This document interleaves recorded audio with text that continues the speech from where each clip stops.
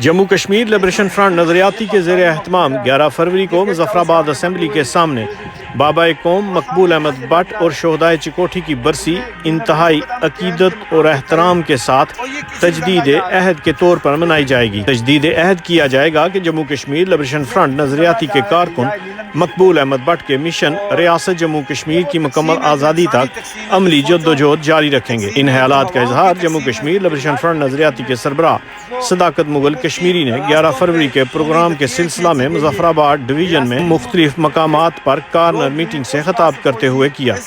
Jammu Kashmir liberation front نظریاتی کی طرف سے یہ پروگرام مظفرآباد اسمبلی کے سامنے کیا جائے گا، جس میں جموں کشمیر کی ہر سیاسی جماعت کے قائدین کو شرکت کی دعوت دی جائے گی۔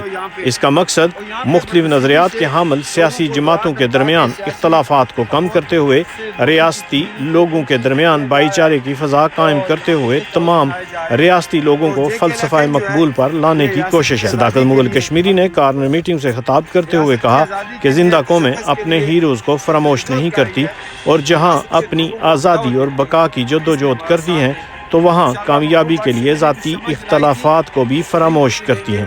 صداقت مغل نے عوام سے اپیل کی کہ اس پروگرام میں بھرپور شرکت کر کے شہداء کی قربانیوں کو خراج تحسین پیش کریں۔ KFT نیوز مظفرآباد آزاد جموں کشمیر۔ انشاءاللہ آنے والے 2-3